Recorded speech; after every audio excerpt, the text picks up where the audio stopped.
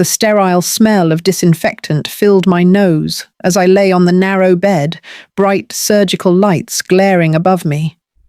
Cold metal rails pressed against my arms, and the steady beep of a monitor echoed like a countdown in my chest. My pulse thudded faster with each sound, as though it already knew this might be my last hour alive. "Mrs. Hayes, just breathe deeply. The anesthesia will take effect soon," the nurse said gently, adjusting the mask that hovered near my face. "Before we continue, don't forget to like this video, subscribe to the channel, and turn on the bell icon, so you never miss a story like this one." My lips trembled against the oxygen mask. I was 68 years old, and in a matter of minutes, I was about to give away a part of myself, my kidney, to my eldest son, Nathan. Everyone told me it was my duty, that this was the sacrifice only a mother could make. Serena, his wife, had repeated it so many times I began to hear it in my sleep. "You gave him life once, Evelyn. Now you must save it again." I tried to believe her. I tried to believe I was strong enough. But as the anesthesiologist prepared the syringe, my vision blurred with unshed tears. Fear gnawed at the corners of my mind. Would I wake up again? Or would this be my final memory? A ceiling of white light, cold instruments, strangers leaning over me. And then it happened. The operating room doors burst open, clattering against the walls. A small figure sprinted inside, his shoes squeaking against the linoleum. Nurses gasped, one reaching out to stop him, but he slipped past, his little voice breaking like a trumpet through the sterile silence. "Grandma, don't do it. Please, you can't give him your kidney." It was Mario, my 9-year-old grandson, his face flushed, eyes wide with terror. He stumbled to my bedside, clutching a small recorder in his shaking hands. The anesthesiologist froze, syringe still poised. A hush fell over the room, broken only by Mario's ragged breaths. "Grandma," he cried, tears streaking his cheeks. "I have to tell you why Dad's really sick." "You don't know the truth." My heart stopped. The mask slipped from my hand. A chill surged through me, stronger than the drugs waiting to dull my senses. The surgeon barked, "Get him out of here." But Mario shook his head violently, his little voice cracking with desperation. "No. You have to listen. They're hurting him on purpose." My world tilted. My body stiffened against the bed. For weeks, I had buried the unease that gnawed at me, the whispers I overheard, the strange pills Serena claimed were vitamins. I had told myself it was nothing. That doubt was selfish when a child's life was at stake. But in that moment, with Mario's cry echoing in the room, the fear I had tried to silence came roaring back. And as I clutched his small hand, trembling beneath the sterile lights, I realized this surgery was no longer just about saving my son. It was about uncovering a truth that might destroy everything I thought I knew about my family. After Mario's words shattered the stillness of that room, the doctors rushed to calm the chaos. I remember the way their voices overlapped, urgent yet muffled, like waves crashing against one another. But my mind had already slipped away, back into memory, back through the years that had led me to this bed. Because the truth is, I hadn't come here only out of love. I had come here out of duty. Duty had been my companion since the day Robert, my husband, was lowered into the ground. I was 34, left with 2 sons and a mountain of bills that seemed impossible to climb. Nathan was 10 then, bright, athletic, always leading other children in games. Marcus was only 3, wide-eyed, clinging to my skirt with a thumb in his mouth. I worked nights at the diner, mornings as a substitute teacher, afternoons sewing hems for neighbours. My hands were never idle. Duty kept me standing when grief tried to pull me under. When Nathan won his first high school trophy, I clapped the loudest, even though I was running on 3 hours of sleep. When Marcus struggled with math, I stayed up late teaching him until his eyes drooped over his books. I wasn't perfect, but I was present. That was my promise to them, to be present. And when Nathan grew into a man, strong and ambitious, I told myself my sacrifices had been worth it. He graduated college, married Serena, built a life that looked polished from the outside. I felt proud enough to ignore the hints of control in Serena's voice, the way she looked at me as though I were an obstacle to manage rather than family to cherish. Still, duty whispered louder than doubt. Support him, stand by him, give what you can. So when Nathan fell ill last year, the fatigue, the collapsing spells, the hushed conversations with doctors, I didn't hesitate. Serena was the first to say it aloud. He needs a kidney. You're the best match. The words sank deep into me. I thought of him as a boy, running barefoot through the yard, laughing with scraped knees. What mother wouldn't give a piece of herself to keep her child alive? Marcus hesitated. He warned me gently, asked questions I didn't want to hear. Are we sure this is as urgent as she says? Have we seen all the reports? But I silenced him. My heart couldn't bear suspicion when my son's life hung in the balance.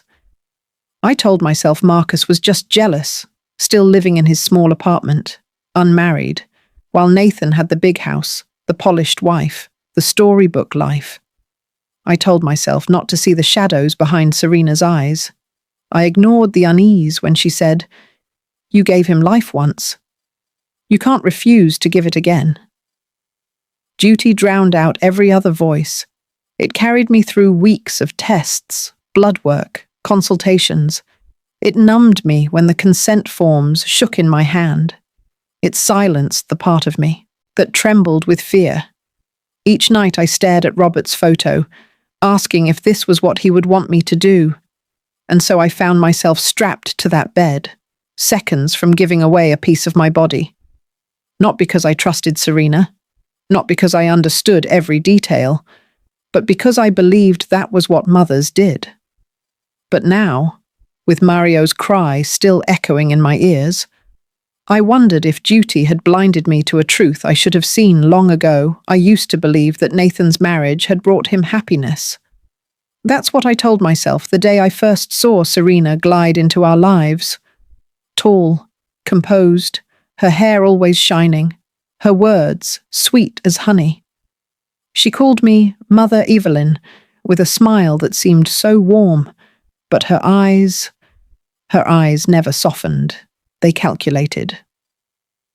In the early years, I ignored it. Every family has different personalities, I told myself.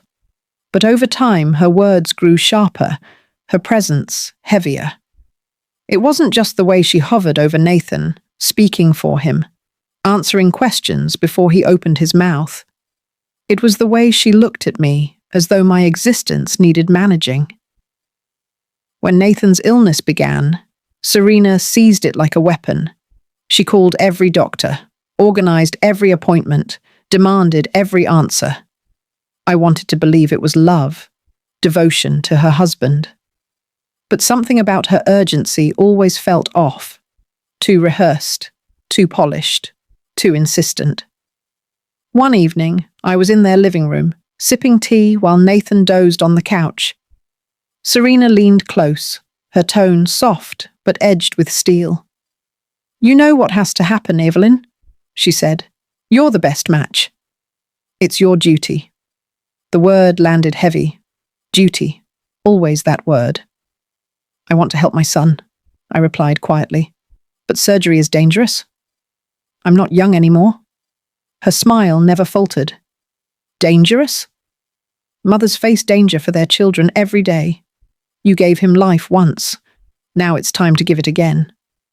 Unless... She let the word dangle in the air, her eyes narrowing. Unless you'd rather risk burying him. My throat tightened. The cup trembled in my hand. I glanced at Nathan, his skin pale, his chest rising and falling in shallow breaths. He looked so fragile, so dependent. My boy, my firstborn. Serena's gaze followed mine, and she pressed harder. He needs you, Evelyn. And if you love him, you'll prove it. Families that fail their own don't deserve the word family. That night, I couldn't sleep. Her words replayed in my head like a curse. Prove it. Fail. Don't deserve the word family. When Marcus visited the next day, I tried to voice my doubts, but he frowned, his eyes dark. Mum, are you sure this is all coming from Nathan? Or is Serena the one pulling the strings? I snapped at him then, sharper than I meant to. Don't you dare suggest she doesn't care about your brother. But the truth was, his words had struck a nerve. Deep down, I knew Nathan was too weak, too passive now to push me into anything. The pressure came from Serena. Always Serena. Days later, her parents arrived at my doorstep uninvited, a polished couple in expensive clothes carrying false smiles. They sat in my living room and spoke as though the decision was already made. It's the right thing to do, her mother cooed.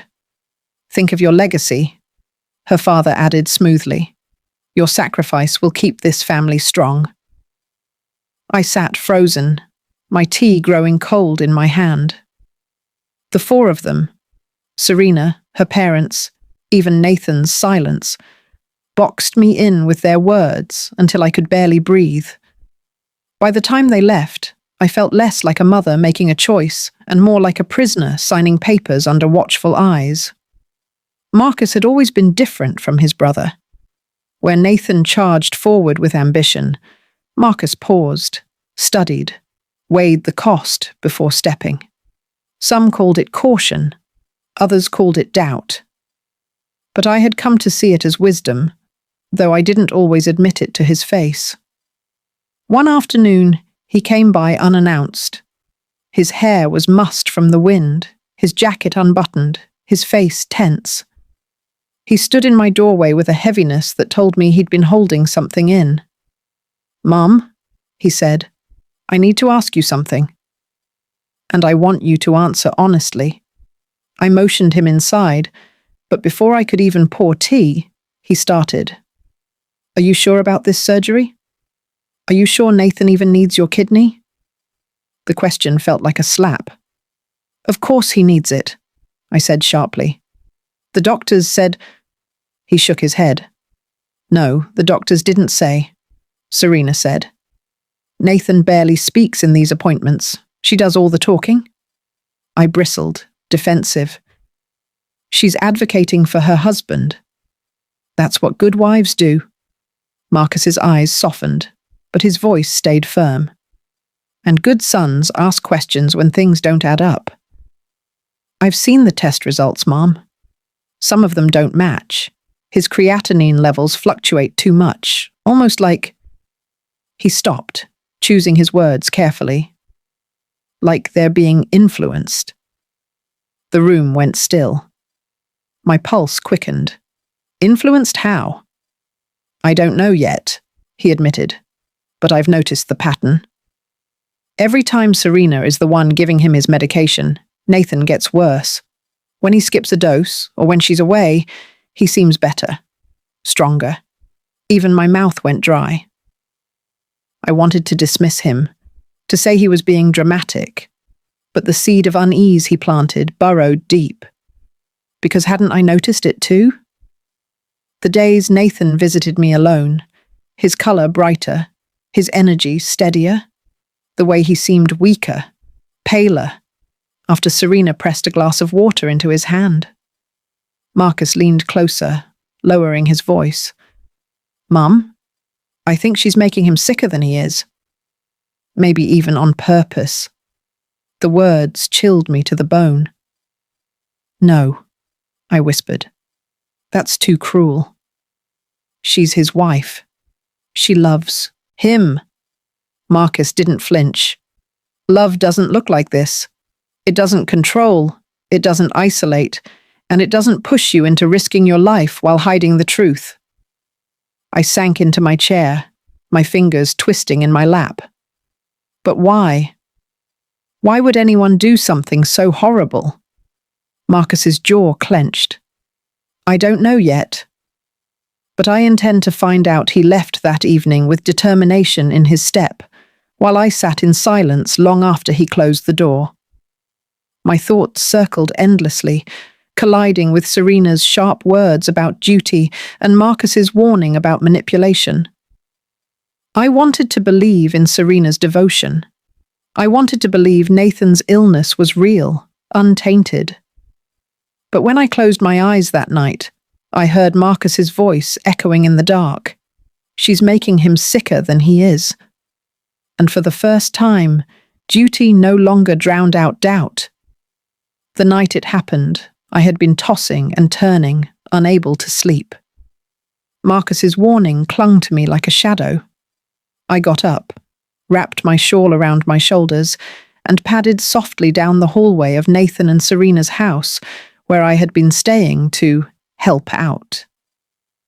The air was heavy with silence, broken only by the tick of the grandfather clock in the living room. I poured myself a glass of water and was just about to return to bed when I heard it. A faint murmur, low and hurried, coming from the back porch. I paused. The sliding door was slightly ajar, a thin strip of night air creeping in. I stepped closer, careful not to make a sound. Serena's voice floated through the crack, sharp, precise, stripped of the sweetness she always used in front of me. Yes, I've been giving him the doses exactly as instructed. No, he hasn't noticed. The decline is steady enough to convince the doctors. No, his mother won't suspect a thing. She thinks this is God's test. My hand tightened around the glass until I thought it might shatter. A pause. Then her voice dropped even lower, conspiratorial. Yes, the surgery is scheduled. Once it's done, the data will be invaluable. Your investors will get what they're paying for data. Investors. Words that didn't belong in a conversation about illness or healing. I stepped back, my knees threatening to buckle. My first instinct was denial. Maybe I had misheard, maybe fatigue was twisting her words. But deep down, I knew exactly what I'd heard. She ended the call with a laugh, light and cold. When she slid the door shut and turned back into the house, her face was the mask again, serene, composed, rehearsed. I slipped into the hallway before she saw me, my heart pounding so loudly I feared it might give me away. Back in my room, I sat on the edge of the bed, staring at the moonlight spilling across the floor. The phrases looped in my mind. Doses as instructed, steady decline, data, investors. What kind of wife speaks like that about her husband's suffering? What kind of person treats sickness as numbers, decline as progress, a man's body as data? I wanted to wake Nathan, to shake him and tell him everything. But when I crept to his room, I found him sleeping fitfully. Serena's pill bottles lined neatly on his nightstand. His face was pale, his breath shallow. I stood there for a long time, torn between fury and despair. If Marcus was right, if she was the one worsening his condition, then every pill he swallowed was a betrayal dressed as care. I pulled the shawl tighter around my shoulders, whispering to Robert's memory. What am I supposed to do?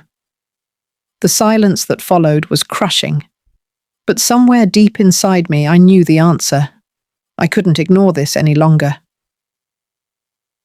The morning after I overheard Serena's phone call, I moved through the house like a ghost. Every sound seemed amplified.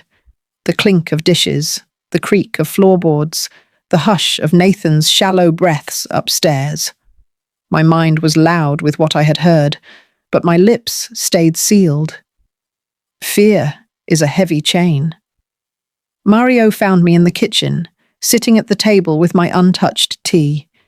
His small hands gripped a crayon, his notebook open in front of him. He had drawn something that made my chest ache. A stick figure of a boy lying in a bed, with another figure standing over him holding a bottle. "Grandma," he whispered, glancing toward the hallway where his mother had gone. "Can I ask you something?" I forced a smile. "Of course, sweetheart." He leaned closer, his voice barely more than breath. What if someone is making Daddy sick on purpose?" The world tilted. My heart lurched. I gripped the edge of the table. "Why would you ask me that, Mario?" He looked down at his drawing, his eyes dark. "Because I see things. Mommy gives Daddy different pills when no one's around. Sometimes she puts stuff in his water, and when she does, he gets worse." My throat went dry. "You've seen this?" He nodded, his small jaw tightening. "I asked her once. She said they were vitamins, but I don't think they are. Daddy doesn't get better. He just gets weaker. And when I told Uncle Marcus, he told me not to say anything until we were sure.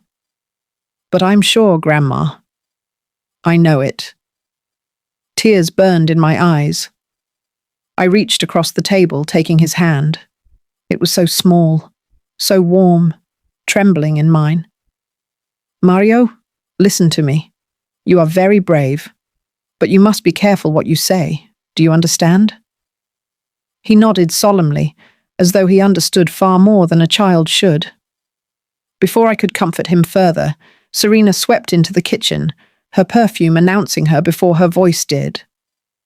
"There you two are," she said brightly. "Mario, why don't you run upstairs and get ready for school?" Mario stiffened, glancing at me with eyes full of unspoken warning. Then he slid off the chair and padded away, his crayon rolling onto the floor. I picked it up, staring at the jagged lines of his, drawing the figure standing over the bed with a bottle. It was unmistakable. When I looked up, Serena was watching me. Her smile was perfect, but her eyes glittered with something sharper. "He has such an imagination, doesn't he?" she said. I forced a nod, slipping the crayon into my pocket. But inside, my heart thundered. Mario's questions had given shape to my worst fears, and once a child speaks the truth out loud, it cannot be unsaid. It was a quiet afternoon, the kind where the house seemed to breathe with its own rhythm. Nathan's shallow coughs upstairs, the faint hum of the refrigerator, the clock ticking on the wall. I sat knitting in the living room, my eyes on the yarn, but my ears tuned to every sound. Serena moved through the kitchen with her usual grace, opening cabinets, running the faucet, humming softly to herself. Too softly, I realized. She was performing calm. Something in me stirred, a pull, a warning. And I set the knitting aside. I rose without thinking and padded toward the kitchen. I stopped just short of the doorway. Serena stood by the counter, back to me. She held a small amber bottle in one hand, its label peeled halfway off, the edges ragged as if she'd ripped it away deliberately. In the other, she cupped a single white pill. With quick, practiced fingers, she dropped it into a glass of water. It sank, fizzed briefly, then disappeared. My breath caught. Nathan's glass. His glass. She swirled it once, her movements smooth, then carried it toward the stairs.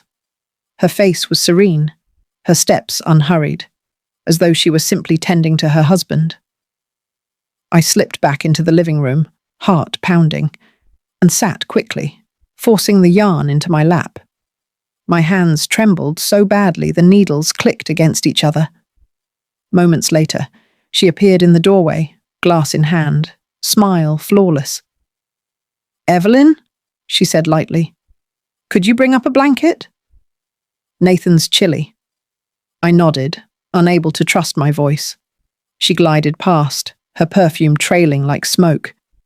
When she disappeared upstairs, I exhaled shakily and rose again. I crept to the counter, searching for the amber bottle.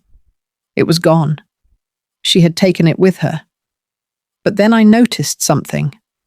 A torn scrap of paper in the trash bin. I pulled it free with trembling fingers. It was the corner of a label, the letters barely visible. Not approved? Trial use only? Trial. The word burned my eyes.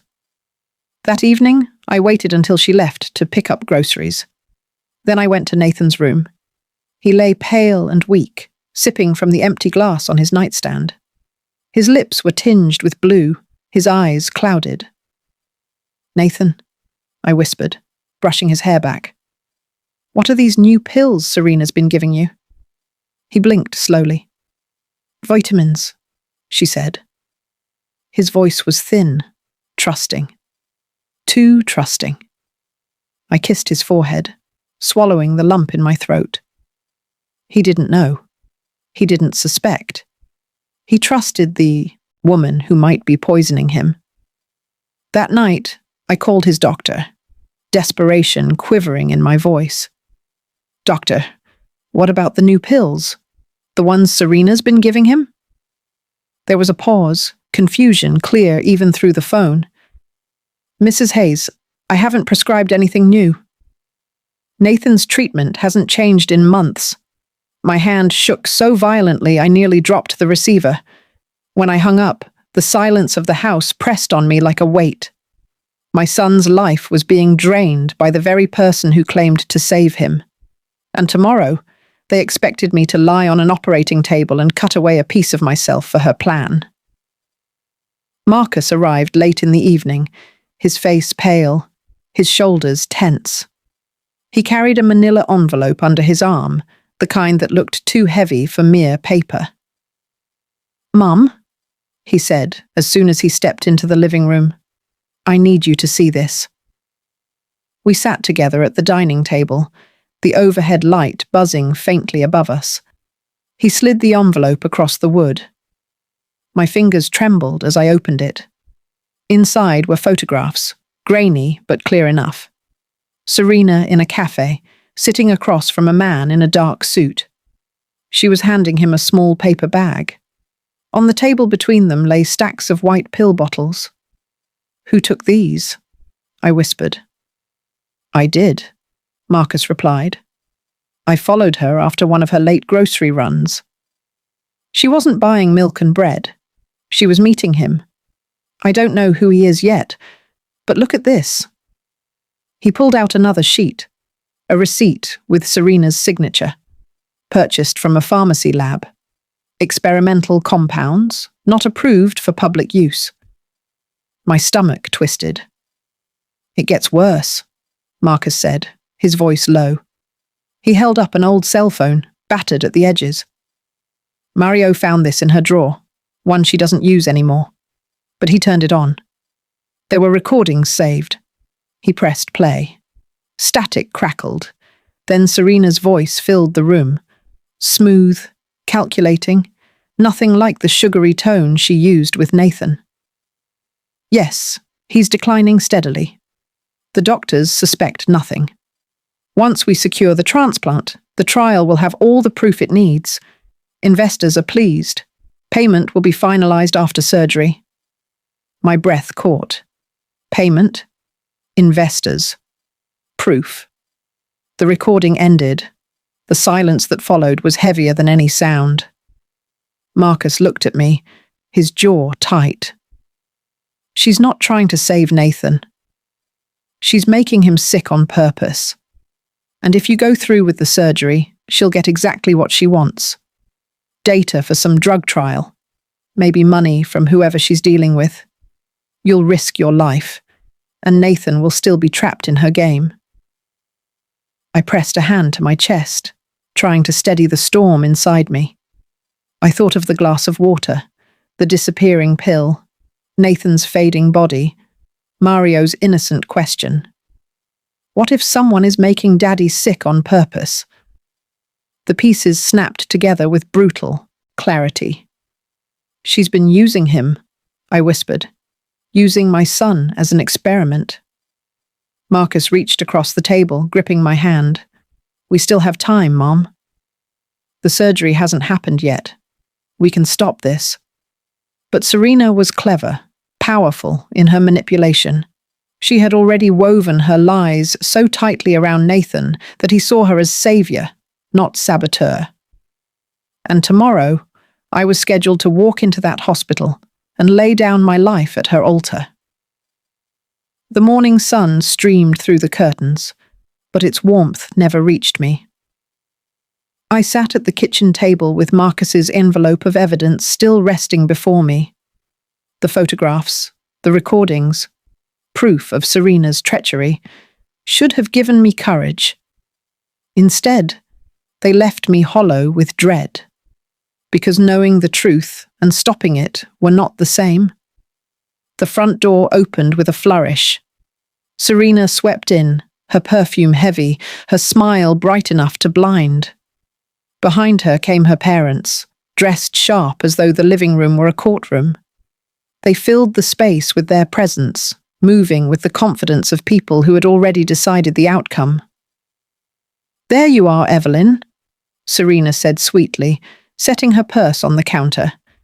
"We have the consent forms from the hospital. They just need your signature before tomorrow." She placed a thick stack of papers in front of me, sliding a pen across the table like a blade. "I told the doctors you'd cooperate," she added, her smile never faltering. "Nathan's life depends on it." Her father chimed in, his voice deep and commanding. "This is not the time for hesitation. Family honor is at stake. A mother does not abandon her son when he's dying." Her mother leaned forward, her expression feigned sympathy. "Think of your grandchildren. What will they remember? That their grandmother saved their father, or that she let him waste away?" Their words pressed against me from all sides, heavy and relentless. I glanced at the papers, the legal jargon blurring before my eyes. Marcus's warning echoed in my mind. She's making him sick on purpose. I opened my mouth to protest, to ask why there was such urgency, why they never spoke of alternative treatments or second opinions. But Serena leaned in close, her perfume cloying, her eyes glinting. "Don't let Marcus cloud your judgment," she whispered, just for me. "He's always been jealous of Nathan. You know that. This is your chance to prove you love your eldest more than your doubts." My throat tightened. I thought of Marcus's photos, Mario's drawing, the phone recording. Proof enough to scream from rooftops. Yet Nathan, pale and coughing upstairs, still believed his wife was saving him. If I refused, I would be branded the mother who let her son die. Serena's hand closed over mine, guiding the pen into my grip. "Just sign, Evelyn. Do your duty." The paper blurred through my tears. My hand trembled. And though every fibre of me wanted to rip those forms apart, I felt the pen scratch my name at the bottom line. Serena smiled, triumphant, tucking the forms neatly into her purse. Her parents exchanged satisfied nods, as though the case was already won. When the door finally closed behind them, I collapsed against the table, my sobs muffled in my hands. I had signed not out of faith, not out of trust, but out of fear.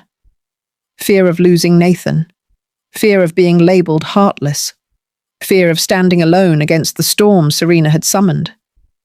But somewhere in my heart, I also knew the truth would not stay buried. Not with Marcus searching, not with Mario watching, not with my conscience burning like fire in my chest. That night, the house was so quiet, it hurt.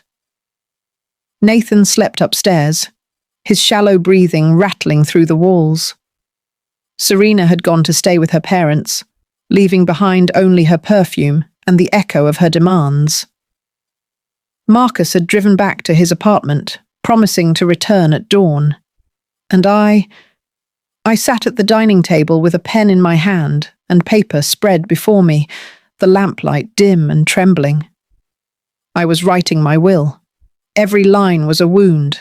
The house, the savings, the few heirlooms Robert and I had gathered through a lifetime of work, all divided in neat lines of ink.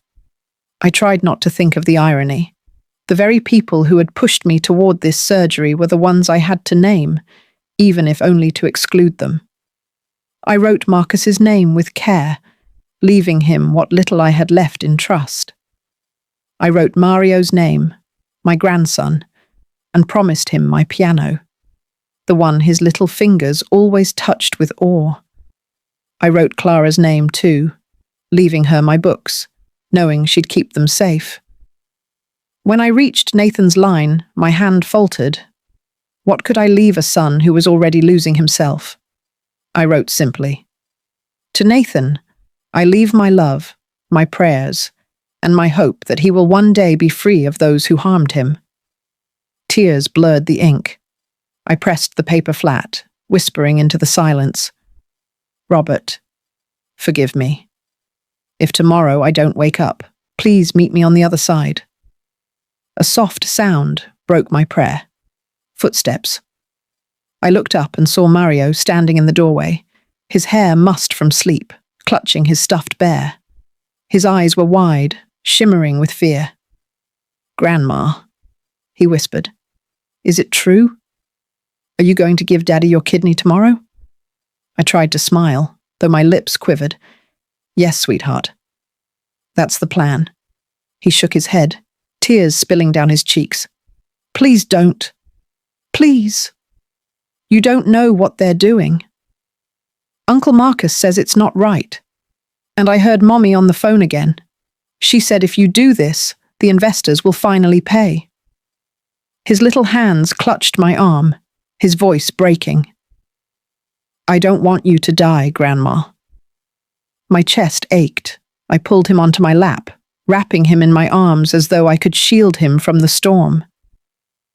"Oh, my love," I whispered, rocking him gently. "I don't want to leave you either. But sometimes mothers do dangerous things to save their children. That's what I thought I was doing." He buried his face in my shoulder. "But what if saving Daddy doesn't mean giving him your kidney? What if saving him means stopping Mommy?"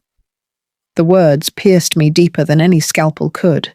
From the mouth of a child, simple, unadorned, undeniable.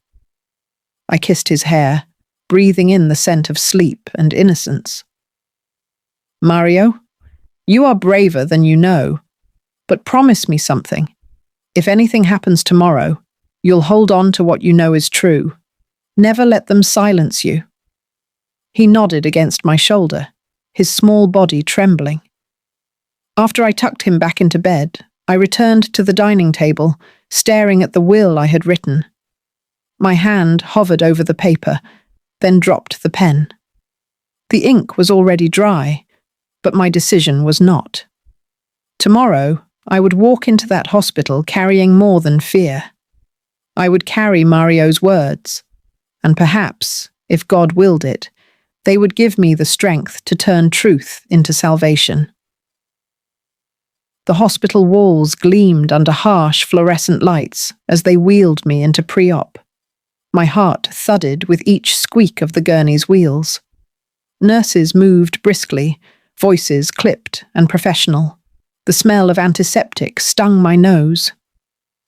"Stay calm, Mrs. Hayes," the anesthesiologist said, adjusting the IV line. "We'll have you under in a few moments." Calm. How could I be calm when every instinct in my body screamed against this? The will I had written last night felt like a stone in my chest.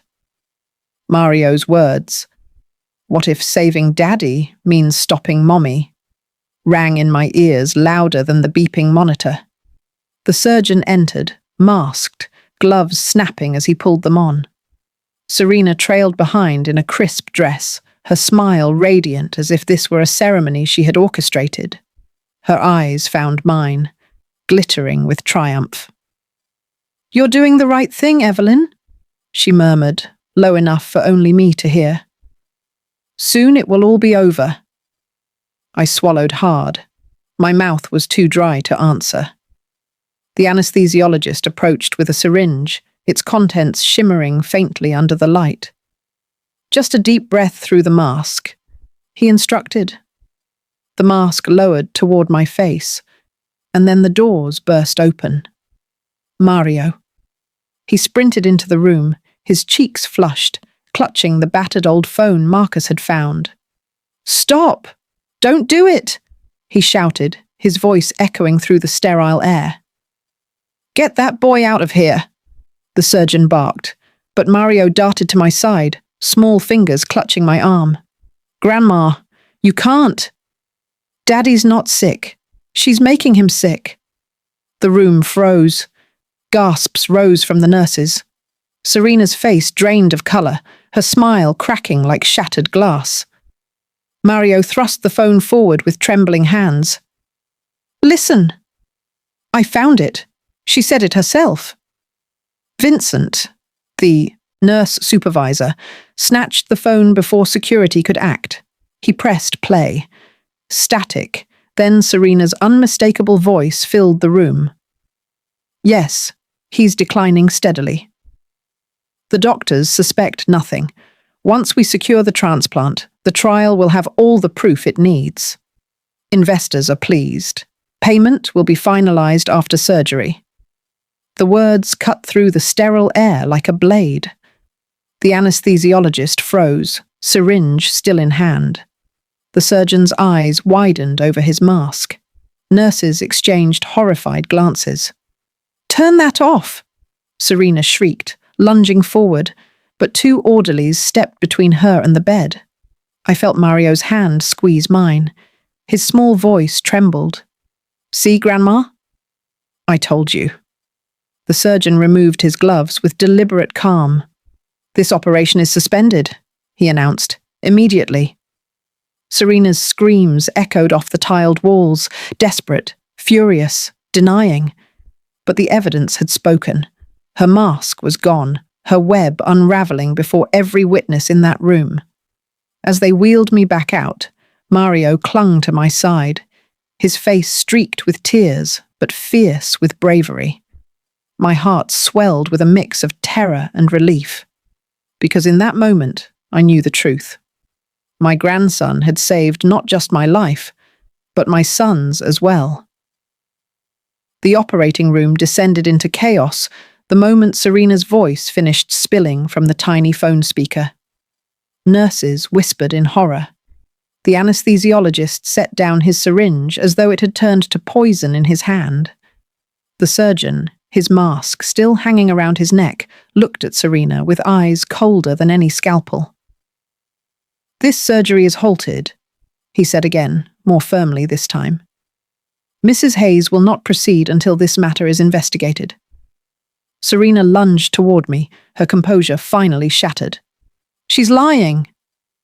"That recording is fake, a child's trick." Her voice cracked, jagged, desperation spilling through the mask she had worn so carefully for years. But Marcus was there now. He burst in through the side doors, breathless, flanked by a hospital administrator. He held up the manila envelope I had seen only nights before. "It's not fake," he said, his voice carrying across the sterile room. "We have photos, receipts, purchase records.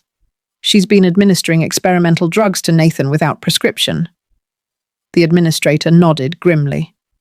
"We've already contacted the police. Evidence will be secured immediately." Serena's face drained, her mouth opening and closing without words.